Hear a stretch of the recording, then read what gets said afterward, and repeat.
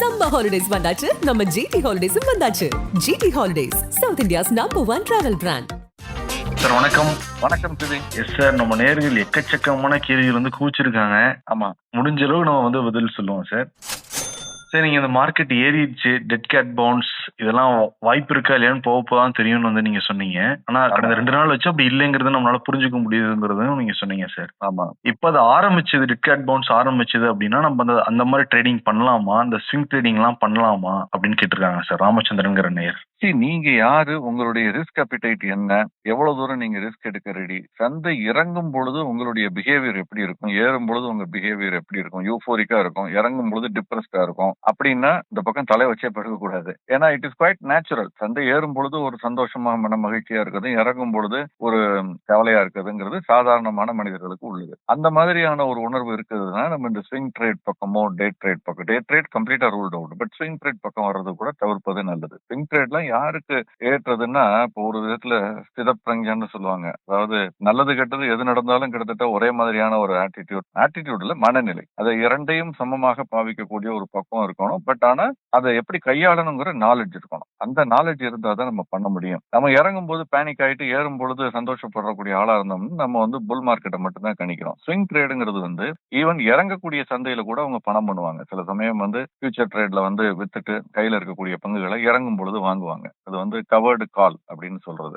கையில ஏற்கனவே நீங்க அந்த பங்குகளை வைத்திருப்பீர்கள், அதை விற்கிறதுக்கு மனசு இல்ல, ஆனால் விலை கணிசமா அதிகரிச்சிருச்சுன்னு தெரியும் பொழுது ஃபியூச்சர்ஸ்ல போயிட்டு நீங்க வித்து வைக்கிறது, அல்லது அந்த ஆப்ஷன் இருக்கு இல்லையா, புட் ஆப்ஷனை வாங்கி வைக்கிறதுன்னு சொல்றது. அதாவது விற்பதற்கான ஒரு ஆப்ஷனை வாங்கி வைக்கிறது உயர்ந்த விலையில். அந்த விலை உயரும் பொழுது அந்த ஆப்ஷன் நீங்க பயன்படுத்திக்கலாம். பட் இறங்கும் பொழுது நீங்க குறைஞ்ச விலையில அதை நீங்க வாங்கி நீங்க அதை கவர் பண்ணிடலாம். ஸோ இந்த மாதிரி ஸ்விங் ட்ரேட் பண்றதெல்லாம் வந்து ஒரு என்ன சொல்றது, இது ஒரு கெஸ் ஒர்க்கின் அடிப்படையில தான் பண்றது ஷார்ட் டேர்ம்ல. நான் எப்போதுமே சொல்லுவேன், நம்ம இது ரொம்ப பிரபலமான ஒரு பழமொழி என்னன்னா, ஷார்ட் டேர்ம்ல பங்கு சந்தைங்கிறது வந்து ஒரு ஓட்டிங் மிஷின் மாதிரி. அது நம்முடைய கருத்தை பிரதிபலிப்பதாக இருக்கிறது. பங்குச்சந்தை குறித்த இந்த பங்கு ஏறும் இறங்கும் நம்முடைய கருத்து. அது உண்மையோ அல்லது அது ஏதாவது ஒரு ஃபண்டமெண்டல்ஸ் அடிப்படையில் இல்ல. லாங் டேர்ம்ல நம்முடைய பங்குச்சந்தைங்கிறது வந்து எப்படின்னா ஒரு வெயிங் மிஷின் மாதிரி. வெயிங் மிஷின் வந்து உண்மையை மட்டும் தான் சொல்லும். நம்ம 70 கிலோனா 70 கிலோன்னு அது வந்து உண்மை, அது வந்து ஒப்பீனியனோ கருத்தோ கிடையாது. ஸோ லாங் டேர்ம்ல வந்து அது வேற மாதிரி. ஷார்ட் டேர்ம்ல வந்து ஒப்பீனியன்ங்கிறது மாறும். நேத்து ஒரு கட்சிக்கு ஓட்டு போட்டவங்க இன்னைக்கு வேற கட்சிக்கு ஓட்டு போடுவாங்க அப்படிங்கிறது ஒரு முறையும் நேத்து நல்ல கட்சியா தெரிஞ்சது இன்னைக்கு கெட்ட கட்சியா தெரியும், அல்லது மோசமான கட்சியா தெரிஞ்சது இன்னைக்கு நல்ல கட்சியா தெரியும், கம்பேரிட்டிவா ஒப்பீட்டு அடிப்படையில. ஸோ இதெல்லாம் நம்ம இந்த காம்ப்ளிகேஷன்ஸ் புரிஞ்சுக்கிட்டவங்க தான் ஸ்விங் ட்ரேடிங்ல என்டர் பண்ணணும், மற்றவங்க பண்ணக்கூடாது. ஸ்விங் ட்ரேடுங்கிறது என்ன அடிப்படையில வந்து பெண்டலம், நான் சொல்லியிருக்கேன், கடிகாரத்தினுடைய பெண்டலம் இடது பக்கம் ஒரு வேகமா போகும்பொழுது திரும்ப மீண்டு வரும்பொழுது நடுவில் நிக்காது, வலது பக்கத்திற்கு போகும். அப்ப நீங்க வந்து அந்த ஒரு ஏறினது இறங்கும் பொழுது நடுவில் நிக்காம ரொம்ப இறங்கும் பொழுது வாங்கிட்டு திரும்ப ஏறும் பொழுது விற்கிறதுங்கிறது இது ஒரு ஜட்ஜ்மெண்டல் கால் தான். ஸோ இது கவனமா இருக்கணும். பண்ணக்கூடாதுன்னு நான் சொல்ல மாட்டேன், பட் தவிர்ப்பது நல்லது. உங்களுக்கு ரிஸ்க் அப்பிடைட்டும் அதற்கான டீப் பாக்கெட்டும் இருந்தாலொழிய இந்த பக்கம் தலை வச்சு கூட படுக்காதீங்க. லாங் டேர்ம் இன்வெஸ்ட்மெண்ட் தான் நல்லது. Point sir. ஆனந்த் ராஜுங்கிற நேயர் வந்து இந்த பிஇ ரேஷியோ வந்து மைனஸ்ல வருது, மைனஸ்ல அதிகமா இருப்பது ஆபத்தானதா? பிஇ ரேஷியோனா முதல்ல என்னன்னு புரிஞ்சுக்கணும். பிரைஸ் டு ஏர்னிங் ரேஷியோ, அதாவது ஒரு பங்கினுடைய விலை அந்த பங்கு ஈட்டக்கூடிய லாபத்தை போல் எத்தனை மடங்கு வணிகமாகிறது அப்படிங்கிறது தான். ஒரு நிறுவனத்துல 10 பங்குகள் இருக்கு, அந்த நிறுவனம் வந்து 20 ரூபாய் லாபம் ஈட்டுகிறது அப்படின்னா அந்த 20 ரூபாயும் வந்து யாருக்கு உரிமையானது? அந்த 10 பங்குதாரர்களுக்கு அல்லது 10 பங்குகளுக்கு உரிமையானது. அந்த 10 பங்குகள்ல ஒருத்தர் வந்து 4 பங்குகளை வச்சிருக்கலாம், இன்னொருத்தர் 6 பங்குகளை வச்சிருக்கலாம். 4 பங்கு வச்சிருக்கவருக்கு அதுல 40% போய் சேரும், 6 பங்கு வச்சிருப்பவருக்கு அதுல 60% போய் சேரும். அந்த 20 ரூபாயில் அதற்கு உரிமையானவர். அது எப்படின்னு பாத்தீங்கன்னா, இப்ப 4 பங்கு வைத்திருப்பவருக்கு அந்த 20 ரூபாயில் 8 ரூபாய் வந்து சேரும், 6 பங்கு வைத்திருப்பவருக்கு 12 ரூபாய் அந்த லாபம் உரிமையாகிறது. மொத்தமா பாத்தீங்கன்னா 10 பங்கு. அப்ப பங்கு ஒன்று ஈட்டிய தொகை அப்படி லாபம் அப்படின்னு பார்த்தா 2 ரூபாய். 20 ரூபாய் லாபம், 10 பங்குகள், ஒரு பங்கு ஈட்டிய லாபம் 2 ரூபாய். 4 பங்கு வச்சிருக்கவருக்கு 8 ரூபா போகுது, 6 பங்கு வச்சிருக்கவருக்கு 12 ரூபா போகுது. சோ இந்த பங்கு ஒன்று ஈட்டிய லாபம்ங்கிறது தான் ஏர்னிங்ஸ் பெர் ஷேர், இபிஎஸ். இந்த இபிஎஸ் போல் எத்தனை மடங்கு சந்தையில் அந்த பங்கினுடைய விலை இருக்குங்கிறது பிரைஸ் டு ஏர்னிங் ரேஷியோ. நம்ம பார்த்தோம் 2 ரூபாய் இந்த பங்கினுடைய இபிஎஸ், ஏர்னிங் பெர் ஷேர். இந்த பங்கு ஒன்று ஈட்டிய தொகையை போல் எத்தனை மடங்கு வணிகமாகிறது? உதாரணமாக அந்த பங்கினுடைய விலை 20 ரூபாய்னு வச்சுக்கோங்க. சந்தையில 20 ரூபாய்க்கு வணிகமாகிறதுனா 2 ரூபாய் லாபம் ஈட்டியது ஒரு பங்கு ஒன்றுக்கு 20 ரூபாய்க்கு வணிகமாகிறதுனா பிரைஸ் டு ஏர்னிங் ரேஷியோ 10. அது ஈட்டிய லாபத்தை போல், பங்கு ஒன்று ஈட்டிய லாபத்தை போல் 10 மடங்கு வணிகமாகிறது. இதே 40 ரூபாய் அப்படின்னு வச்சுக்கோங்க. அந்த பங்கு ஒன்று 2 ரூபாய் ஈட்டி இருக்கு, ஆனா 40 ரூபாய்க்கு வணிகமாகிறதுனா எவ்வளவு சிபி? சார் டக்குன்னு சொல்லுங்க சார். இன்னொரு டைம் சொல்லுங்க சார். 20 மடங்கு. இது இல்ல பரவாயில்ல. நான் சொல்றத திரும்ப போட்டு கேட்டீங்கன்னா உங்களுக்கு புரியும். ஏன்னா நம்ம இதுதான் நம்ம ஒரு வீடியோ ப்ரோகிராமா இருந்ததுன்னா நம்ம பின்னால பண்ணுவோம். ம். பட் ஒரு எளிமையா சொல்லணும்னா ₹20 பங்கு ஒன்று ஈட்டிய லாபம் ₹2. ம். ₹20 வணிகமாகுதுன்னா 10 மடங்கு. ஓகே. பிரைஸ் ஏர்னிங் ரேஷியோங்கிறது 10 மடங்கு. இதே வந்து ₹40 வணிகமாகுதுன்னா ₹40 டிவைடட் பை ₹2 அப்ப 20 மடங்கு. பங்கு ஒன்று ஈட்டிய லாபத்தை போல் 20 மடங்கு வணிகமாகிறதுனால தான் 2 × 20 ₹40. அந்த பங்கினுடைய விலை ₹40 வணிகமாகுது. அப்ப வாங்கலாமா? பொதுவாக ₹40 வணிகமாகும் பொழுது அதாவது PE ரேஷியோ ஹையா இருக்கு இல்லையா? 20 மடங்கு இருக்கும் பொழுது வாங்குறதை தவிர்க்கணும். 10 மடங்கு இருக்கும் பொழுது வாங்கலாம். இது ஒரு உதாரணத்துக்காக சொல்றேன். துறை வாரியாக இந்த PE ரேஷியோங்கிறது மாறும். இப்ப இதே நிறுவனம் லாபத்திற்கு பதில் நஷ்டமா இருந்தா என்ன ஆகும்? இப்ப மைனஸ்ல தான் இருக்கும். சோ மைனஸ்ல இருக்கக்கூடியதை வந்து வாங்கலாமான்னா அந்த நிறுவனம் வந்து எதனால அந்த நஷ்டம் வந்திருக்கு அப்படிங்கறத அனலைஸ் பண்ணி வாங்கலாம். பொதுவாக லாபம் அதிகமாக ஈட்டக்கூடிய நிறுவனங்கள் பங்கு ஒன்றின் மீது லாபம் அதிகமாக ஈட்டக்கூடிய நிறுவனத்தை வாங்குறது நல்லது. அந்த நிறுவனத்துல கூட பிரைஸ் ஏர்னிங் ரேஷியோ குறைவாக இருக்கிறத வாங்குறது நல்லது. அதாவது பங்கு ஒன்று ஈட்டிய லாபத்தை போல் எத்தனை மடங்கு வணிகமாகிறதோ அது குறைந்த மடங்கு வணிகமானா நல்லது. அதிக மடங்கு வணிகமானால் நம்ம அதிக விலை கொடுத்து வாங்குறோம் அப்படிங்கிறது அர்த்தம். அதை தவிர்க்கணும். பட் இதுக்கு எக்ஸப்ஷன்ஸ்லாம் உண்டு. அது நெகட்டிவா இருக்கும் பொழுது ஏன் வாங்கக்கூடாது? பொதுவாக வாங்கக்கூடாது. ஏன்னா ஆல்ரெடி நஷ்டத்துல இயங்குறதுனால தான் அது நெகட்டிவ்ல இருக்கு. PE ரேஷியோங்கிறது, பிரைஸ் ஏர்னிங் ரேஷியோங்கிறது. வாங்கக்கூடாது. பட் சில சமயங்களில் வாங்கலாம். எல்லா ரூலுக்கும் ஒரு எக்ஸப்ஷன் உண்டு. என்ன எக்ஸப்ஷன்? அந்த நிறுவனம் நஷ்டத்துல இயங்குதுன்னா அதனாலதான் மைனஸ் PE ரேஷியோ வருது. அப்ப எதனால நஷ்டம்னு பார்க்கணும். அது தற்காலிகமான நஷ்டமா இருந்து நம்ம பார்த்திருக்கோம் இல்லையா? எக்ஸப்ஷனல் ஐட்டம்ஸ்னு ஒண்ணு பார்ப்போம். அந்த பேலன்ஸ் ஷீட் பார்க்கையில நம்ம நிறைய தடவை பேசியிருக்கோம். ம். ஒரே ஒரு முறை மட்டும் வரக்கூடிய லாபம் அல்லது ஒரே ஒரு முறை மட்டும் வரக்கூடிய நஷ்டமா இருந்ததுன்னா அந்த நஷ்டத்தை ரிமூவ் பண்ணிட்டு நார்மலைஸ்டு ஏர்னிங்ஸ்னு சொல்லுவோம். அந்த நார்மலைஸ்டு ஏர்னிங்ஸை பார்த்து அது ப்ராஃபிட்ல இருந்ததுன்னா தற்காலிகமாக அந்த நிறுவனம் நஷ்டத்தில் இயங்கினால் கூட வாங்கலாம். ஏன்னா அந்த நஷ்டம்ங்கிறது இந்த காலாண்டுக்கு மட்டும்தான். அடுத்த காலாண்டுல அது லாபத்துக்கு வந்துடும். அப்ப வாங்கலாம். ஏன்னா இந்த நஷ்டம் திரும்ப வரப்போறது இல்ல. ஒரு ஒரு கப்பலை விக்கிறாங்க. அதனுடைய டிப்ரிசியேட்டட் வேல்யூ வந்து ₹100 ஆனா விக்கிறது ₹50 அப்படின்னா மீது ₹50 நஷ்டமா போகும். அது அடுத்த தடவை அந்த கப்பலை விற்க போறது இல்ல. அடுத்த வித்தாச்சு ஆல்ரெடி. சோ வாங்கலாம். இப்ப இதே வந்து அதிக லாபத்துல இருக்குது. வாங்கலாமா சார்? வாங்கலாம்ல அப்படின்னா நார்மலா வாங்கலாம். சில சூழல்ல அது வாங்கக்கூடாது. ஏன் வாங்கக்கூடாதுன்னா இந்த எக்ஸப்ஷனல் இன்கம் காரணமாகத்தான் அந்த அதிக லாபம் இந்த காலாண்டுல வந்திருக்குன்னா அடுத்த காலாண்டுல இந்த லாபம் வராது இல்லையா? அப்ப அதை வாங்குறதை தவிர்க்கணும். அதனால மட்டும் வாங்காம வேறு சில விஷயங்கள் இருந்தா தான் வாங்கணும். சுருக்கமா அவருடைய கேள்விக்கு நம்ம பதில் சொல்லணும்னா நெகட்டிவ் PE ரேஷியோனா பொதுவாக வாங்கக்கூடாது. ஏன்னா அவங்க நஷ்டத்துல இருக்காங்கன்னு. அதே அது ஒரு முறை வரக்கூடிய நஷ்டமா இருந்து எக்ஸப்ஷனல் நஷ்டமா இருந்தால் எதிர்காலத்துல வளர்ச்சி அடையக்கூடிய நிறுவனமா இருந்தால் இந்த நஷ்டத்தை பத்தி நம்ம கவலைப்பட வேண்டியதெல்லாம் வாங்கலாம். சிறப்புங்க சார். முடிஞ்சது ஒரு வீடியோவா கூட நம்ம வந்து பண்ணலாம் சார். நிச்சயமா கேள்விகளுக்கு இன்னும் கூட உதவியா இருக்கும். நாராயணன் நேயர் வந்து என்ன கேட்டிருக்காருன்னா, நாகப்பன் சார் அருமையான நிதானமான பதில்கள் சிறப்பு. லாங் டேர்ம் இன்வெஸ்டர்ஸ் வந்து ஃபியர் ஆஃப் மிஸ்ஸிங் அவுட்டை எவ்வாறு வந்து சமாளிக்கிறது? ஃபண்டமெண்டல் அந்த கம்பெனி பேலன்ஸ் ஷீட் அனைத்தையும் ஆராய்ஞ்சு நல்ல பங்குகளை கண்டறியும் பொழுது ஏதாவது நடந்துருது, நிஃப்டி கிராஷ் ஆகுது இல்ல கரெக்ஷன் ஆகுது, இந்த மாதிரி மனநிலையை எப்படி வந்து கையாளுறது சார் அப்படின்ட்டு நிறைய பேருக்கு இது இருக்கு சார். ஆமா. இது வந்து 30 ஆண்டுகளுக்கு மேல பங்குச்சந்தையில் இருக்கும் பொழுது எங்களுக்கு கூட இந்த மாதிரியான ஒரு சில சமயம் நடப்பது உண்டு. வாங்கலாம்னு நினைச்சுக்கிட்டு இருப்போம், விலை ஏறிடும். அப்புறம் பார்த்தா விட்டுட்டோமே அப்படின்னு வருத்தப்படுறதெல்லாம் இன்னைக்கு கூட நடந்தது. என்ன அதனுடைய எண்ணிக்கை குறைகிறது. முன்பு வந்து 30 ஆண்டுகளுக்கு முன்பு வந்து பல முறை இந்த மாதிரி ரெக்ரெட் இருந்திருக்கும், ஃபியர் ஆஃப் மிஸ்ஸிங் அவுட் இருந்திருக்கும். இப்போ அது ரொம்ப குறைவா இருக்கு. அவ்வளவுதான். அது தவிர்க்க முடியாத ஒரு விஷயம். ஏன்னா இது ஜட்ஜ்மெண்டல் கால். நம்ம ஒரு முடிவு எடுக்கிறோம். ஸோ இது நம்ம இப்படி கையாள்வதற்கு ஒரு விஷயத்தை புரிஞ்சுக்கணும். ஒரு நல்ல நிறுவனத்தை நம்ம அலசி ஆராய்ந்து அந்த ப்ரொமோட்டர் நல்லவர். நம்பர் 1 நேர்மையா நாணயமா நடக்கக்கூடியவர். நம்பர் 2 அந்த நிறுவனம் வந்து எதிர்காலத்தில் வளமான ஒரு எதிர்காலம் உள்ளது, நல்ல வளர்ச்சி அடையக்கூடிய ஒரு நிறுவனம் அப்படிங்கிறது நமக்கு தெரிகிறது.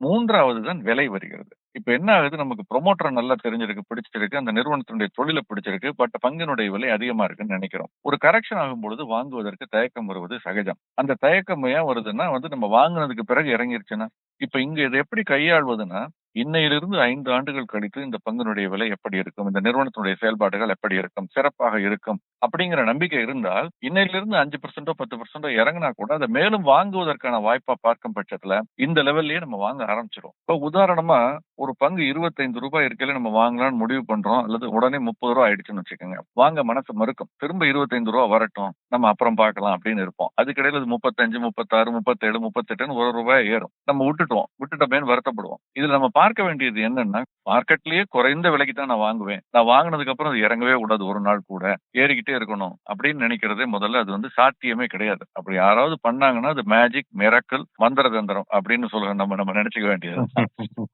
அது மாதிரி யாராலையும் ரொம்ப ரொம்ப நடந்தா விபத்து அது அவ்வளவுதான். அப்படி தவறாக எதிர்பாராமல் நடந்த ஒரு விஷயம் தான். நம்ம புரிஞ்சுக்க வேண்டியது என்னன்னா, இந்த பங்கு ரூ. 25 வாங்கலாம்னு நினைக்கிறோம். ஆனா நம்ம நினைச்சு அலசி ஆராய்ந்து வரும்பொழுது ரூ. 30 ஆயிடுச்சு. நம்ம வெயிட் பண்ணிக்கிட்டே இருக்காம நம்ம பார்க்க வேண்டியது இன்றிலிருந்து 5 ஆண்டுகள் கழித்து இது 30லிருந்து ரூ. 60 போகுமா, அல்லது ஒரு ரூ. 55 போகுமா, அல்லது ரூ. 65 போகுமா? ஆண்டுக்கு சரியாக ஒரு 15% மேல 12% மேல நமக்கு ரிட்டர்ன் ஆன் கேபிட்டல் எம்ப்ளாய்டுன்னு சொல்லுவோம். ROCE அல்லது ROIன்னு சொல்றது. இப்படி பல பாராமீட்டர் மெட்ரிக்ஸ் இருக்கு. சுருக்கமா சொல்லணும்னா நமக்கு வந்து பங்கு சந்தையில் போடக்கூடிய முதலீடு, இந்த பங்கில் போடக்கூடிய முதலீடு நம்ம பிக்ஸட் டெபாசிட்ல போடக்கூடிய முதலீடை விட அல்லது பெஞ்ச் மார்க்கை விட அதிகமான ஆதாயத்தை ஈட்டி தருமாங்கிறத நம்ம கணக்கிட்டு பார்க்கணும். ஒரு உதாரணத்துக்கு இந்த ரூ. 30 5 ஆண்டுகள்ல ரூ. 60 போயிடும் நமக்கு நம்பிக்கை இருக்குன்னு வச்சுக்கோங்க. நம்ம அந்த ரூ. 25 வரை காத்திருக்காமல் 30 31 32 கூட வாங்கலாம், தப்பு இல்ல.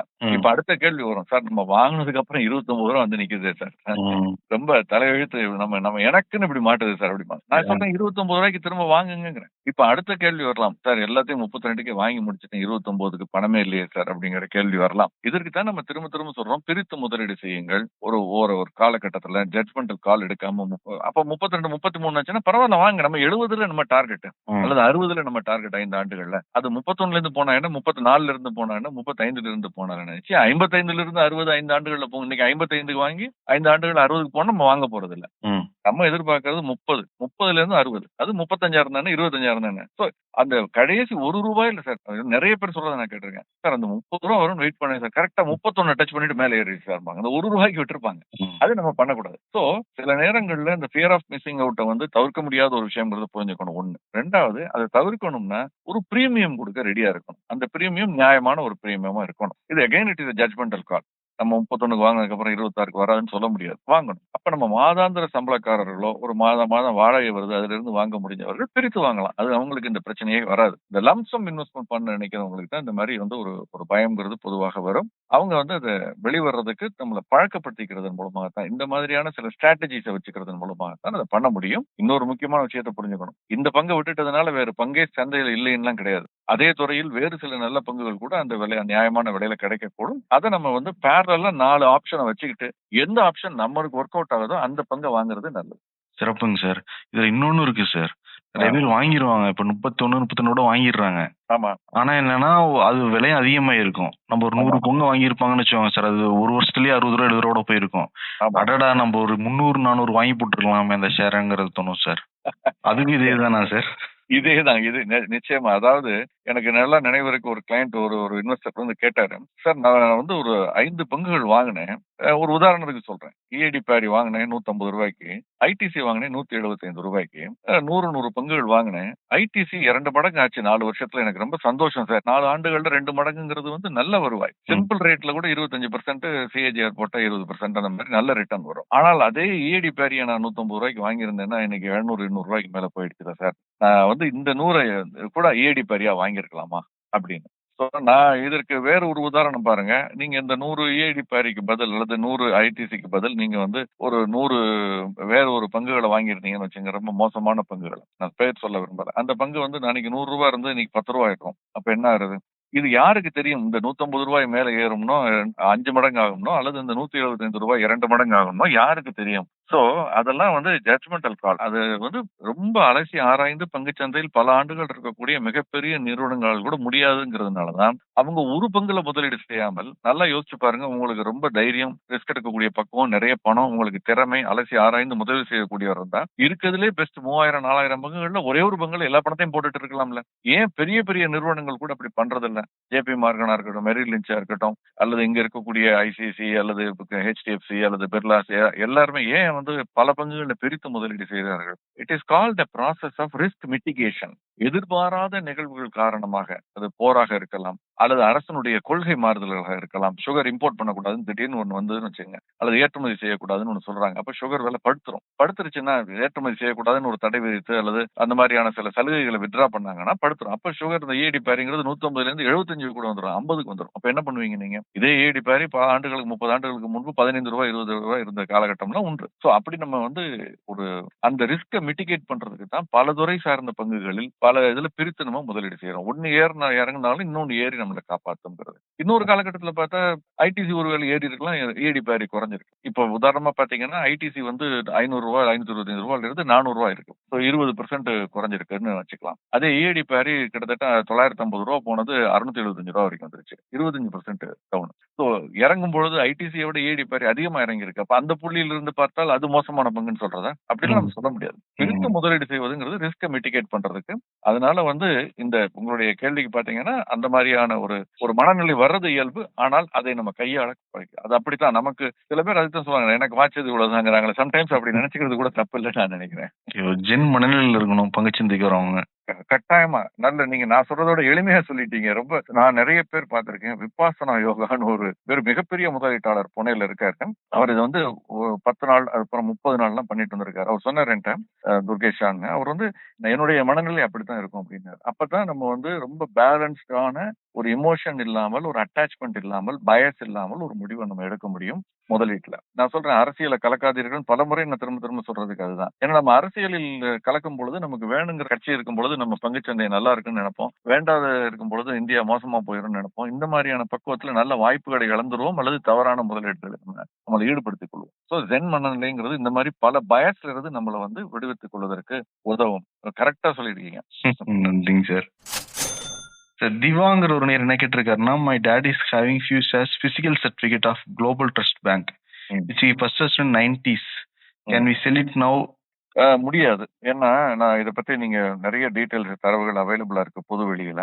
இந்த வங்கி வந்து திவாலாகக்கூடிய ஒரு சூழலுக்கு வந்து பின்னர் வந்து அதை வேற வழி இல்லாமல், ஏன்னா அந்த வங்கியில பல முதலீட்டாளர்கள் இருக்காங்க. அதாவது முதலீட்டாளர்கள் பிக்ஸட் டெபாசிட் போட்டிருக்காங்க, அந்த கடன் வாங்கினதை வசூல் பண்ணணும் அப்படிங்கறதுனால இதை வந்து ஓரியண்டல் பேங்க் ஆஃப் காமர்ஸ் அப்படிங்கிற ஒரு வங்கியோடு அந்த வங்கி இதை டேக் ஓவர் பண்ணிடுச்சு. அதோடு இணைக்கப்பட்டது. அப்படி இணைக்கப்பட்ட பொழுது அது ஒரு ஸ்கீம் ஆஃப் அமால்கமேஷன் சொல்றது, மத்திய ரிசர்வ் வங்கியினுடைய ஒப்புதலோடு நடந்த அந்த அமால்கம். இது 2004 ஆகஸ்ட் மாதம் 2004ஆம் ஆண்டு நடந்தது.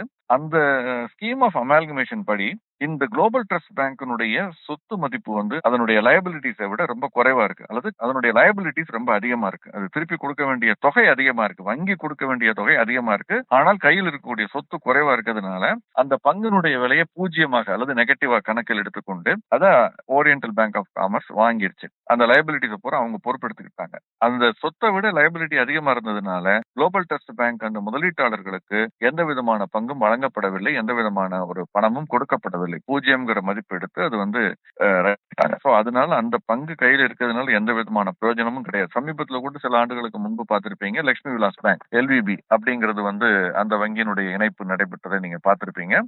அதே மாதிரிதான் இதுவும். அன்பார்ச்சுனேட்லி அவர் இந்த பங்கை வைத்துக் கொண்டு ஒன்றும் பண்ண முடியாது. ரொம்ப போனா நான் வந்து இது நகைச்சுவைக்காக சொல்லல, சீரியஸாவே சொல்றேன். ஏன்னா அவர் வந்து நிறைய பணம் போட்டு இருக்கலாம், அவர் வருத்தப்படக்கூடாது. பட் எதுக்காக ஸ்கிரிப்டோஃபிலி அப்படின்னு ஒரு ஹாபி இருக்குது. இந்த ஸ்கிரிப்டோஃபிலிங்கிறது இந்த மாதிரி ஓல்டு பழைய நிறுவனங்களுடைய சர்டிபிகேட்ஸை வந்து கலெக்ஷன் பண்றது ஒரு ஹாபியா இருக்கு. அந்த மாதிரி இந்தியா முழுக்க சர்வதேச அளவில் இருக்காங்க. அதுல யாராவது இதுல ஈடுபாடு இருந்தா அவங்கள்ட்ட விற்கலாம். பெரிய அளவில் இதுல பணம் வராது. ஏன்னா நிறைய பேர் இந்த சர்டிபிகேட் இருக்கிறதுக்கான வாய்ப்புகள் இருக்கு. ரொம்ப குறைவான அளவில் இருக்கக்கூடிய ஷேர் சர்டிபிகேட்ஸா இருந்தா அதற்கு வந்து இந்த மதிப்பு கூட. உதாரணமாக சமீப காலத்துல மத்திய ரிசர்வ் வங்கியினுடைய ஷேர் சர்டிபிகேட் பங்கு பத்திரத்தை நான் பார்த்தேன். அந்த பங்கு பத்திரம் எனக்கு ரொம்ப ஆச்சரியமா இருந்தது. மத்திய ரிசர்வ் வங்கி 1930களில் தனியார்களுக்கு அந்த பங்குகளை வெளியிட்டு இருக்காங்க. அதற்கு பிறகு அதை வந்து தேசியமயமாக்கப்பட்டு அது அரசு உடைமையாக்கப்பட்டு அரசு வாங்கிடுச்சு. ஸோ அப்ப அதை வந்து கட்டாயப்படுத்தி அதுக்கு கொடுத்து செட்டில் பண்ணிட்டாங்க. ஆனாலும் இந்த சர்டிபிகேட் அவர்கிட்ட இருந்திருக்கு. அதை வந்து அவருடைய மறந்து விட்டார். அவருடைய வாரிசுகள் எனக்கு எடுத்து அனுப்பிச்சிருந்தாங்க. எனக்கு ரொம்ப ஆச்சரியமா இருந்தது பார்க்கும் பொழுது. ஏன்னா நானே அந்த தரவுகளை ரொம்ப பார்த்ததில்லை. அப்புறம் நான் அதை பற்றி ஆய்வு செய்த பொழுது இப்படி இருந்தது.